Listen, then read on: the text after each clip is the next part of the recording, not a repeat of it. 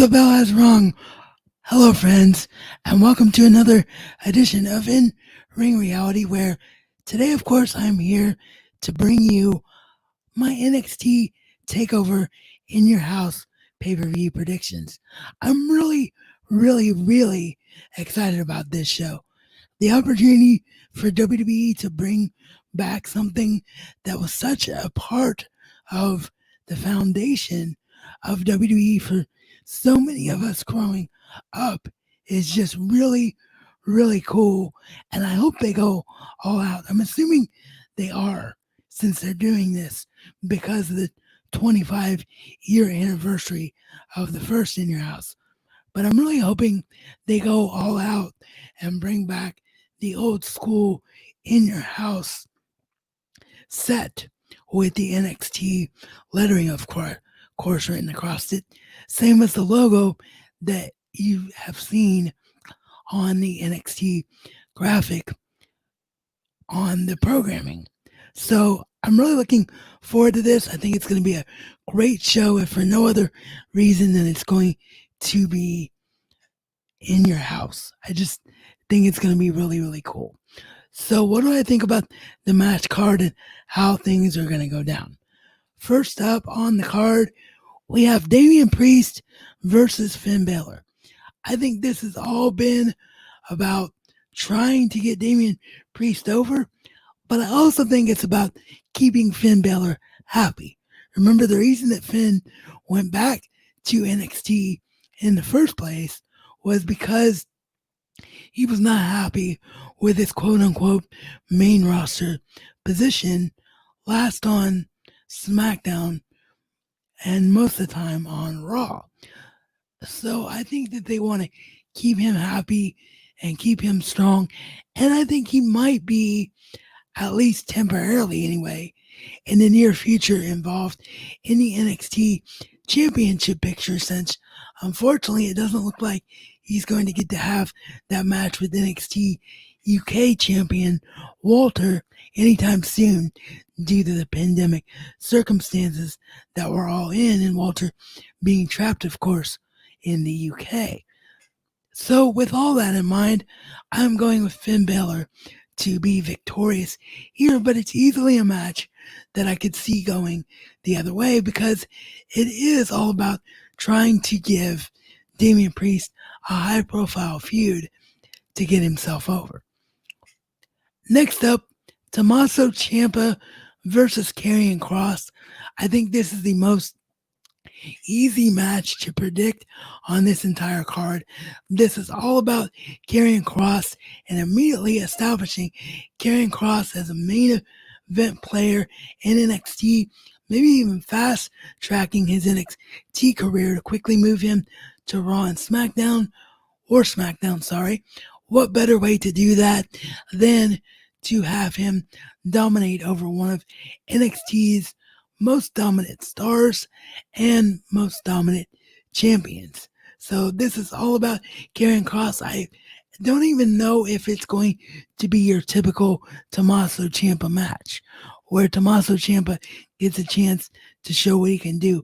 I wouldn't be surprised if this is as close to NXT as ever willing to do at a takeover to putting on a squash match. That's how confident I am that Karrion Kross is going to walk away the victor here. Next up, the NXT Women's Champion Charlotte Flair will defend her championship against former champion Rai. Now, I think the reason that this is a triple threat is extremely simple and obvious. I think that WWE is done with having Charlotte featured on NXT. I think they did it to try and bump NXT's ratings, to try to give the crowd someone they recognize and entice them to tune away a little bit more from AEW if that was the direction they were going in. That hasn't translated into ratings, and I think WWE now realizes, particularly with NXT, more so than any of their other programming, that anyone still watching NXT right now are the people like me hosting a show like this and the people like you listening and watching to a show like this So therefore, I think they've just realized that it's all not going to change until the empty arena era, the pandemic era, is able to come to an end. Because certain people simply don't feel our beloved squared circle without a crowd. Therefore, I think this match was set up specifically for Charlotte to lose without looking weak. So the question then becomes Io Shirai or Rhea Ripley.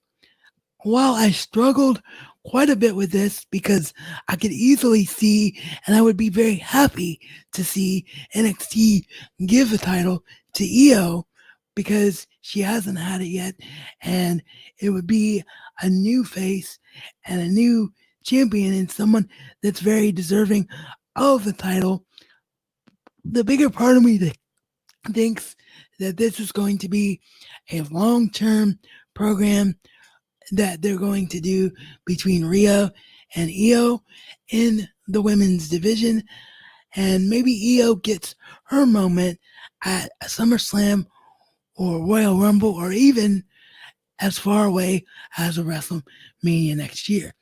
I think that they're going to have Rhea go over here to prove that Rhea is a strong champion. She was a strong champion going into WrestleMania, and Charlotte Flair just had one good night against Rhea Ripley. So, tentatively, mind you, I'm calling Rhea Ripley to become a two-time NXT Women's Champion. But again, I could easily see this title going to Io Shirai as well. But because you can only pick one winner, my winner for going into the show is Rhea Ripley. Next up, it'll be the NXT North American Championship on the line as Keith Lee defends against the leader of the Gargano Way, Johnny Gargano. I think this match is all about Gargano and his heel turn. I think that Gargano is the perfect guy to take the title off of Keith Lee so that they can move Keith Lee up into the NXT Championship picture to, spoilers for the next match, take the title off of the longest reigning NXT champion, Adam Cole. So therefore, I'm going with a new North American champion in Blackheart himself, No Heart himself, Johnny Gargano. And finally, as I mentioned, it is the NXT Championship on the line in a reported cinematic match where apparently, and this isn't a spoiler per se because I think this will probably come out tonight on NXT, but, and I don't think stumbling a bit here over my words, I apologize. I don't think knowing about this match and how it's going to be set up, obviously, it's going to have anything to do with your enjoyment of the match. And I just think it's an interesting talking point. So I want to get into it. Apparently, this is going to be another WWE cinematic match, which was, of course, hinted at by William Regal last week when Regal said that he was going to find an appropriate setting for Velveteen Dream and Adam Cole to face off in.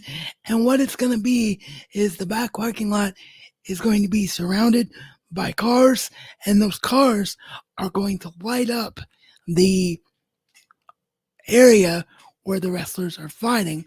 And the audience is going to be there with their cars. I think this is an easy way for Dexter Lumis to get involved as well, to keep that plate spinning. The really interesting thing here, though, that you might be wondering, because I gave away a bit of a spoiler a minute ago, is have you forgotten, Josh, about the stipulation where Velveteen Dream loses the NXT Championship match against Adam Cole? He can no longer challenge for that title as long as Cole is champion. No, I haven't, because I actually think that maybe just maybe, after a very, very short program, maybe even just a simple blow off match or two on regular NXT programming between Dexter Lumis and Velveteen Dream, or them having a tag team, like whatever their original plans were for that, it'll be blown off very quickly, or it might even be dropped. Even though I am predicting Dexter Lumis to get involved here, the overall appearance of Lumis might even be dropped from this storyline, because I think this is all about Velveteen Dream being called up. There has been rumors going around that WWE wants to move around more NXT stars to be a part of Raw and SmackDown because of their limited roster right now during pandemic times. And I said call up a minute earlier. I simply cannot break that habit yet. I'm trying. NXT now more than ever is simply another WWE brand and not a developmental system. But yes, I think the tights will come true that Velveteen Dream wore a long time ago. I think Vince McMahon does want to move Velveteen Dream. Therefore, I think that Adam Cole will retain the NXT Championship. I think that when he loses the NXT Championship, it's going to be, as I said, to NXT's hottest star, period, bar none, in Keith Lee. The only other person, as I sort of alluded to earlier, that I could see him maybe dropping the title to would be Finn Balor, because Balor has that claim as well to being the greatest NXT champion of all time, as although he hasn't held or didn't hold it, as long as Adam Cole has, he clearly was one of the people that put NXT on the map and made NXT what it is today. And that's one of the reasons he originally stated that he came back, was to bring NXT back to where he felt that it should be as a character. So they could definitely play into that as well. But yes, I think there are at the very least, two very high profile potential feuds still left for Adam Cole in NXT as NXT champion. So I think it's fairly obvious that Cole will retain here. So those are my thoughts on NXT Takeover in Your House, which will, of course, take place this Sunday. I, of course, will be back on Monday with my review of how the show went down. And of course, I will be back tomorrow with my weekly reviews of both NXT and, of course, AEW Dynamite. As always, if you're watching the show either live or via replay, I do appreciate you. If this is your first time here, do consider giving us that subscribe on YouTube or that follow on Facebook so you never miss an episode of the In-Ring Reality podcast. If you enjoyed it, same with the audio only experience. Please consider giving us a follow or a subscription.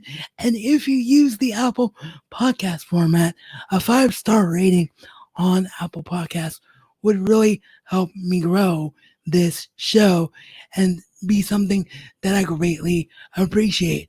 So, as I always like to say, as I sign out of here, life is only as good as what you choose to make it to be. So please make the choice to go out and do something great today.